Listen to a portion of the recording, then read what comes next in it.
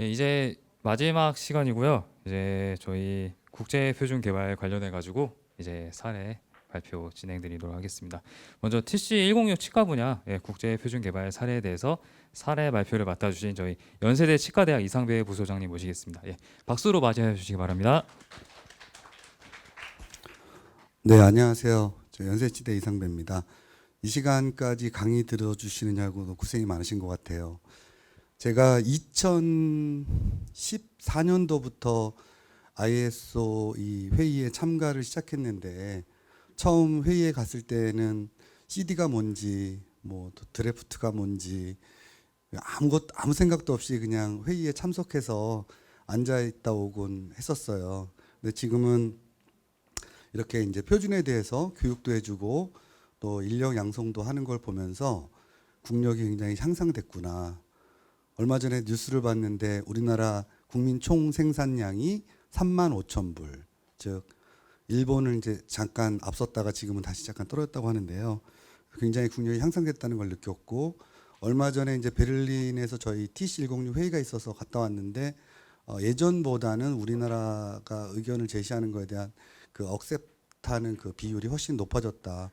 이런 걸 느꼈습니다. 그리고 저희 그 TC106은 치과 분야에서 사용되는 모든 재료, 기구, 장비를 전부 아우르고 있습니다. 심지어는 여러분들 집에서 매일 쓰고 계시는 칫솔, 그다음에 치간 칫솔 이런 구강 위생 용품까지 전부 저희 TC106에서 하고 있고요.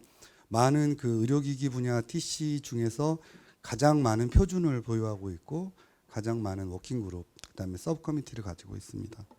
역사도 되게 오래됐고요.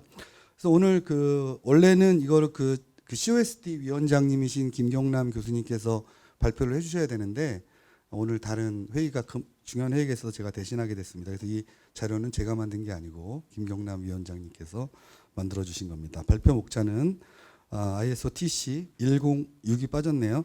106 그다음에 우리 COSD 기관인 치과의사협회가 국내 활동 현황을 어떻게 하고 있는지 그다음에 글로벌 선점을 위한 표준화 전략 및 성공 사례 저희가 표준화를 어떻게 MP 제안을 했고 오늘 하루 종일 들으신 좀 이제는 지겨우시죠. 뭐 NP, 뭐 DIS, CD 근데 어떻게 몇 건이나 했는지 이런 거 좀 보여드릴 거고요. 사진이 많아요. 그래서 편하게 보시면 될 것 같습니다. 뭐 오늘 표준 다 알고 오셨기 때문에 넘어가도록 하겠습니다.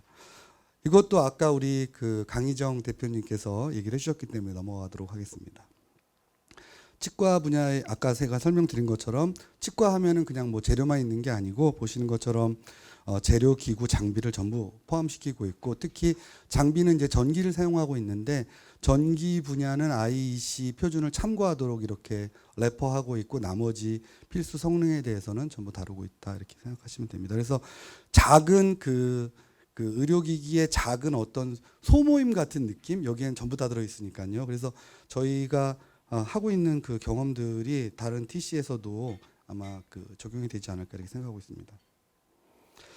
저희 TC106은 1962년도에 처음 설립이 됐고요. 그다음에 스위스 그 제네바에 본부를 두고 있습니다. 총 회원국은 47개국이고 보시는 것처럼 정회원국이 31개국, 그다음에 observing country라고 해서 준회원국이 16개국입니다. 즉 P멤버는 투표를 할 수 있는 나라를 말하고요. 그다음에 O멤버는 투표를 할 수 없는 국가고요. 우리나라는 정회원으로 되어 있습니다. 아까 이제 그 굉장히 서브 커미티 밑에 워킹 그룹이 어떻게 되는 거냐 뭐 이런 거 막 질문을 하셨던 것 같은데 맹은호 소장님 가셨네요. 저희 그 106을 보면 이렇습니다. 여기에 보면 서브 커미티가 쭉 9개가 있고요. 그 밑에 5개 워킹 그룹, 12개 워킹 그룹 이런 식으로 작업반이 굉장히 많이 있어요. 그런데 이제 이 안에 포함되지 못하는 새로운 그런 일들이 생기게 되면 먼저 워킹 그룹을 만들고 에듀 그룹을 만들거나 워킹 그룹을 만들고 이 워킹 그룹 안에서 할 일이 다시 많아지면 다시 서브 커미티를 만드는 그런 식이 되는 것 같습니다. 그래서 그렇게 돼 있고요. 지금 빨간색으로 표시되고 있는 것들은 전부 우리 한국이 참여를 해서 MP 제안하고 IS 표준까지 만들고 있는 그런 작업반을 말하고 있습니다. 저희는 총 9개의 서브 커뮤니티가 있었는데 그 첫 번째는 그 충전 및 수복 재료라 해서 보통 그 치아를 대체하는 그런 물질들이고요. 뭐 근관 재료라든지 여러 가지 그 교정 재료라든지 이런 것들을 여기서 보고 있는데요. 저희 워킹 그룹 투 엔도돈틱 머티리얼은 한국이 참여해서 지금 MP를 제안한 그런 상태입니다.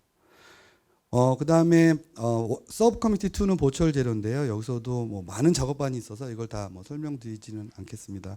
그 중에서 워킹 그룹 11, 16, 20, 24 이렇게 파란색으로 표시되고 있는 것들이 한국 대표들이 참여해서 ILT를 한다거나 아니면 MP를 한다거나 이렇게 적극적으로 참여하고 있는 그런 워킹 그룹이 되겠습니다.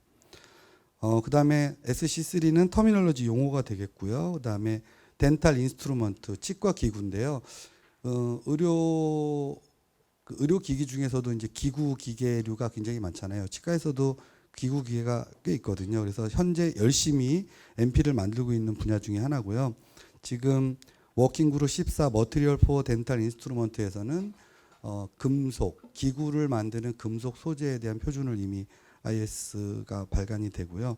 또 지금 열심히 하고 있는 거는 고분자계 소재 기구를 만드는 고분자계 소재에 대해서도 IS를 열심히 만들고 있습니다.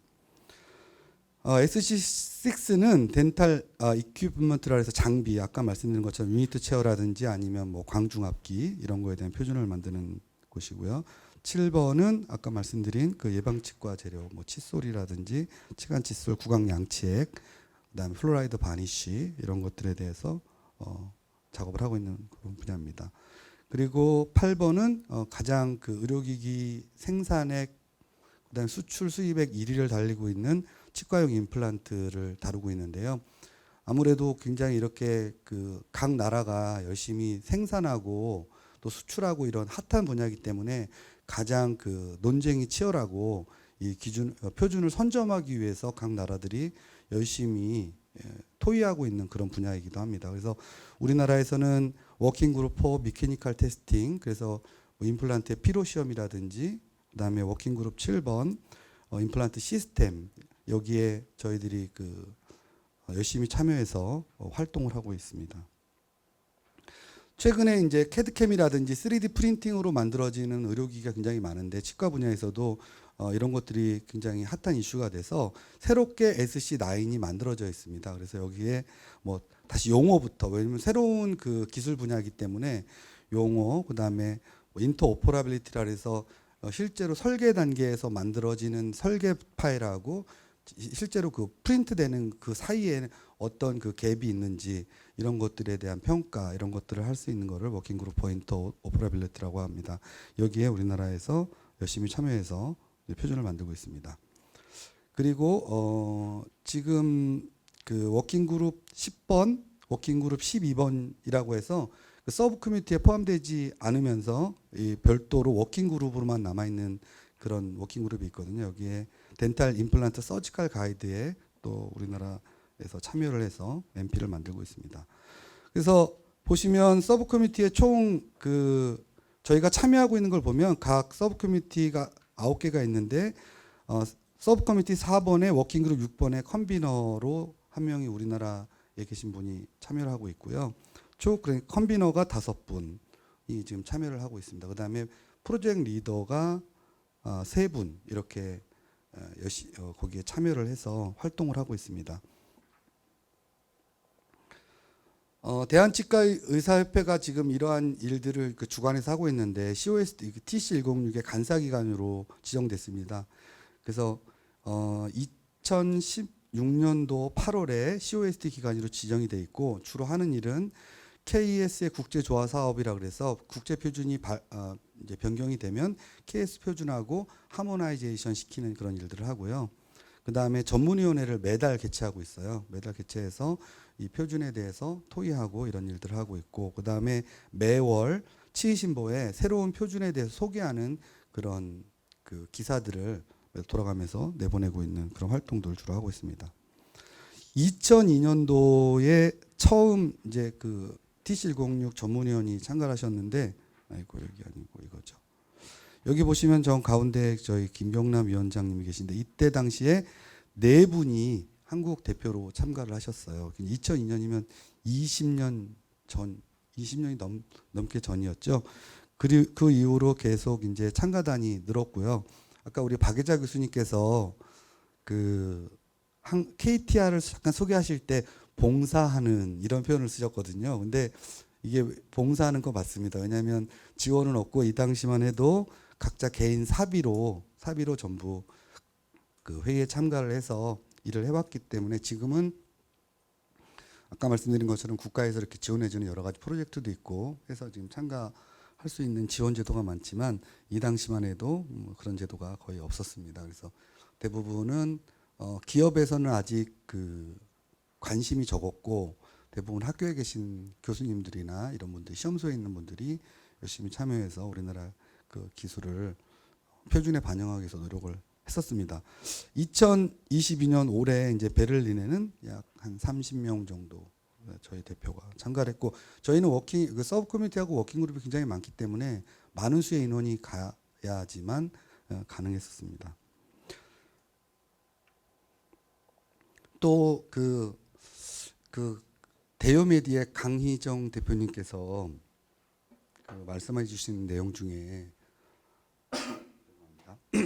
표준을 만들려면 가장 중요한 게 뭐라 그랬죠? 사람을 만나는 겁니다. 이게 사람이 하는 일이기 때문에 이게 결국은 똑같거든요. 우리가 우리 안에서도 일할 때 서로 사람끼리 친해야지 일이 되잖아요. 그리고 아까 그 요건이 있었잖아요. 5개국의 동의에 5개국의 액티브한 참여가 필요하잖아요. 그럼 5개 나라를 확보하는 일은 우리가 친하게 지내는 수밖에 없고 그 다음에 내가 아무리 친화력이 좋아도 자주 보지 않으면 친해질 수가 없거든요. 그래서 오랫동안 그 커뮤니티에 들어가서 소셜을 같이 하고 대화를 하고 이런 일들을 해야지 한 4, 5년 이렇게 같이 친분을 쌓아야지 그때 제가 얘기를 하면 한마디 정도 들어주거든요. 제가 처음에 멋모르고 가서 막 회의장에서 손 들고 얘기하면 손 들면 저를 쳐다보지도 않았어요. 근데 지금은 손 들면 그래도 얘기도 시켜주고 제 얘기도 좀 들어주고 그런 상황이 되거든요. 그래서 그렇게 하려면 국력이 있어야 되는데 그 중에 저희가 했던 활동 중에 하나가 한국에서 이 총회를 개최했던 겁니다. 그래서 2013년도에 인천 송도에서 저희 우리나라에서 한국 총회를 개최했고 이 총회를 개최하는 비용은 전부 그 주최국의 부담입니다. 그때 뭐 저희가 여러 가지 이런 기념품도 나눠드렸고 그다음에 그때 당시 한참 그 강남 스타일이 유행하던 때여서 강남 스타일 댄스도 거기서 선보이고 그런 일들을 했었습니다. 자, 지금 현재 한국이 제안해서 MP를 한 것이 총 10건이고요. 뭐 자세한 내용은 여기 나와 있는데요. 지금 보시면 아까 말씀드린 것처럼 뭐 기구 재료가 굉장히 많고요. 그 중에 이제 그리고 최근 그 핫한 아이템인 캐드캠 시스템이라든지 그다음에 이런 것들에 대해서 하고 있는 것들도 있고 그렇습니다. 현재 단계를 보면 이제 아까 그 쭉 배우셨던 게 나올 거예요. 예를 들면 순번 1번을 보시면 현재 상태라고 해서 DIS 투표 마감 이렇게 돼 있죠. 그러니까 DIS 단계까지 잠깐만요. 죄송합니다.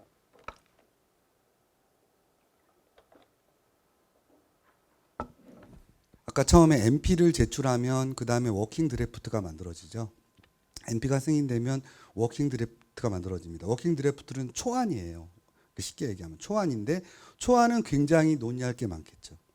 그래서 기술적으로 뭐 반대할 것도 많고 여러 가지 많습니다. 그 다음에 초안이 어느 정도 완성되면 CD, 커미티 드래프트라 해서 위원회에 올라가서 어느 정도 이제 정리된 상태의 파일입니다. CD가 됐을 때는 CD 단계까지 갈 때는 그 안에서 테크니컬한 건 어느 정도 다 정리가 됐다는 뜻입니다. 그 다음에 거의 90% 정리된 게 DIS. 근데 여기서 중요한 건 아까 투표 관련돼서 우리가 활동을 하는데 하나의 저의 경험을 말씀드리면 DIS 단계에서 FDIS 단계 갈 때는 우리가 테크니컬한 코멘트를 주면 못 갑니다. 네, 그렇기 때문에 그거를 아무 우리 생각 없이 그냥 테크니컬 코멘트라고 달아서 만약에 주면 그러면 그쪽에서 굉장히 상당한 그 토의를 하자고 들 거예요. 왜냐하면 그럼 FDIS로 못 가거든요. 그래서 우리 또는 뭐 FDS 단계 가는데 우리가 코멘트를 주는데 뭐 스컵을 바꿔달라 뭐 이런 코멘트를 주면 굉장히 황당한 거예요. 그래서 이런 것들을 알고 여러분들이 코멘트를 달 때도 아, 이 단계에서 내가 코멘트를 다는 건 어떤 정도의 코멘트를 달 수 있구나 이런 거를 충분히 알고 하셔야 됩니다. 그래서 주로 DIS 단계에서는 에디토리얼이나 제너럴밖에 코멘트를 못 다니신다고 보고요.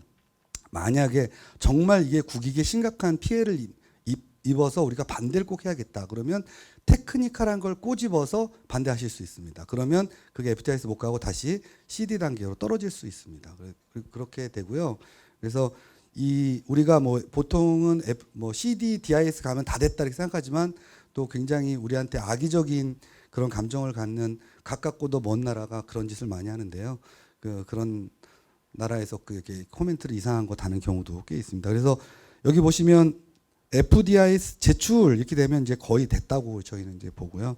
그 다음에 여기 보면 WGCO MP 제출 이렇게 된 거는 워킹 드래프트 컨설테이션이라 해서 이제 회람을 한번 돌리고요. 그 다음에 이제 MP를 제출해라 이렇게 되는 건데 아마 처음 여기에 오신 분 중에 헷갈리시는 분이 있을 텐데 그럼 도대체 MP는 언제 내는 거야? 이런 헷갈리실 분이 있는데요. MP를 내는 두 가지 방법이 있습니다. 하나는 그냥 내는 거예요. 무작정.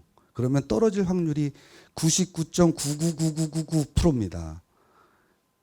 그럼 또 하나의 방법은 뭐냐면 미리 거기에 가서 다 합의를 보고 MP를 내도 될까? MP를 내자 이렇게 레졸루션에 넣고 와서 MP를 제출하는 겁니다. 그러면 갈 확률이 90% 이상입니다. 그래서 그러니까 MP를 우리가 준비했다 하면은 그 전에 사전 작업이라는 계속 이제 앞에 경험자들이 얘기해 주시는 사전 작업이라는 게 뭐냐면 회의를 가셔야 돼요.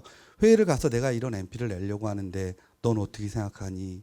같이 할 수 있니? 도와줘. 그렇게 하고 회의에서 다 오케이 하고 와서 다시 한국에 와서 다 개인적으로 연락해서 뭐 서로 이렇게 미팅 또 잡고 이렇게 하셔야지 그게 진행이 되는 거지. 아 그냥 문서로만 띡 보내놓으면 물론 문서는 갑니다. 중앙사무국으로 가지만 실제로 그게 드롭될 확률이 99.9999라고 생각하시면 되겠습니다. 제가 주어진 시간 20분이라서 더 많은 말씀을 드리고 싶지만 빨리 진행하겠습니다. 그 다음에 보통 이제 워킹 드래프트에서 CD 단계로 가게 될 때 이 국제 표준이라는 거는 사실은 기업 입장에선 내 기술을 어떤 보호받고 싶은 그런 느낌이 있고요.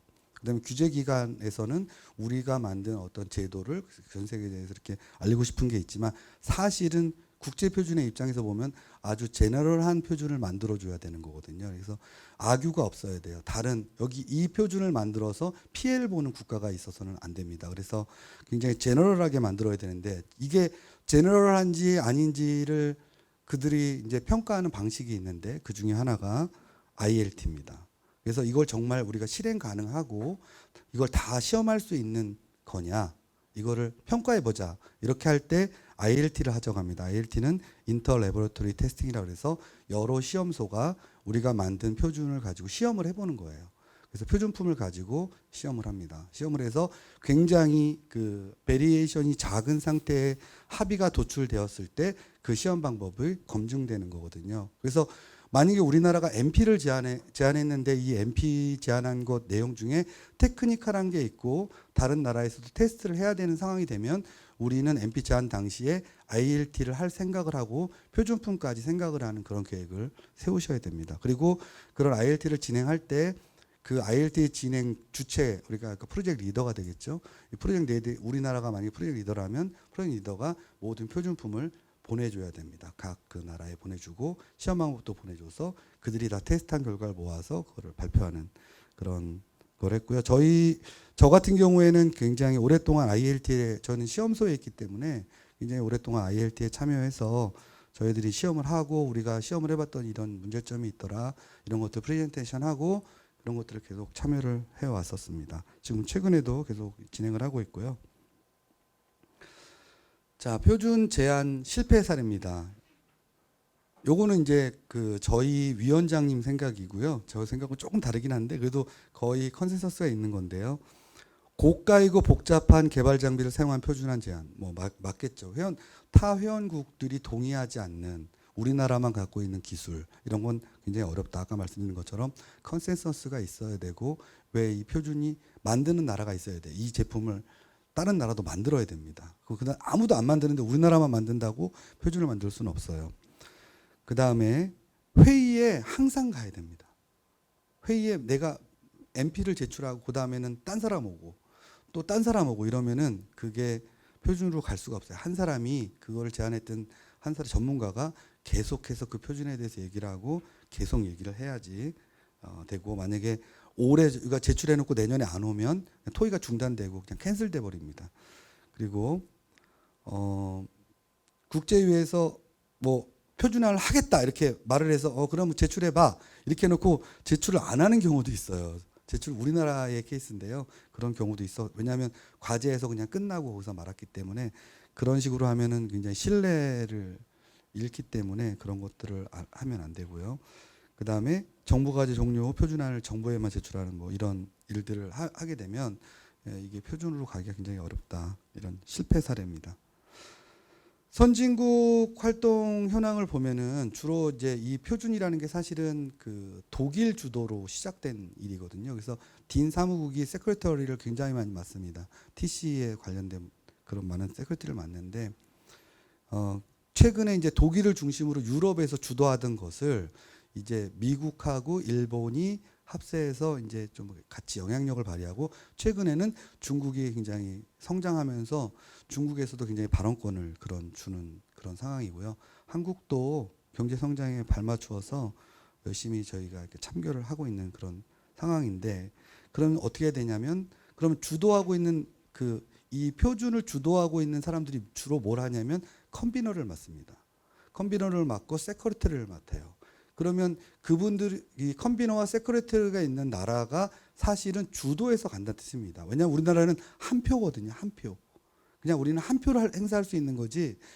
그 유럽은 이렇게 모임 조그만 나라 무슨 벨라루스 막 이런 애들 조그만 나라들이 다 한 표거든요. 피멤버라면 그러니까 그들은 이렇게 굉장히 연합이 잘 돼요. 그러니까 우리의 전략은 뭐냐면 우리가 가깝고도 먼 이웃인 일본은 좀 어려워요. 왜냐면 이렇게 앞뒤가 많이 달라가지고 그러면은 우리가 뭐 예를 들면 딘이라든지 이런 그 컨비너가 있는 나라에 있는 의장국하고 굉장히 개인적인 친분을 맺어서 일단 협조를 많이 구하는 게 굉장히 전략적으로 좋고요. 우리나라 굉장히 우방국이 있잖아요. 미국, 그러니까 미국, 독일, 또 뭐 예를 들면 뭐 핀란드 이 정도 나라들한테 좀 우호적으로 좀 이렇게 접근을 해서 의장국을 맡고 있는 나라거나 아니면 세크레터리를 맡고 있는 나라 그런 나라들하고 일단 굉장히 협력 체계를 구축하는 것이 굉장히 MP를 제안해서 성공하는 그런 좋은 방법 중에 하나입니다. 마지막 슬라이드인데요. 그래서 영어를 기본적으로 굉장히 잘 해야 됩니다. 의사표현. 우리가 국어를 다 배웠지만 회의장에 와서 토의를 잘 못하는 사람도 굉장히 많잖아요.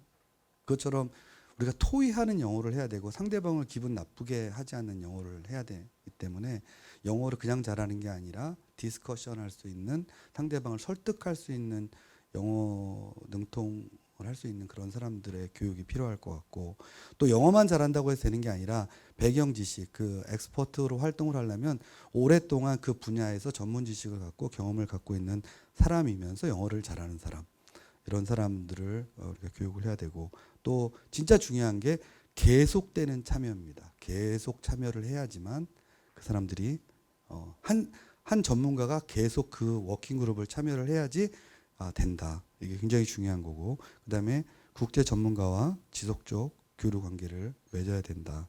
이렇게 정리를 해볼 수가 있겠습니다.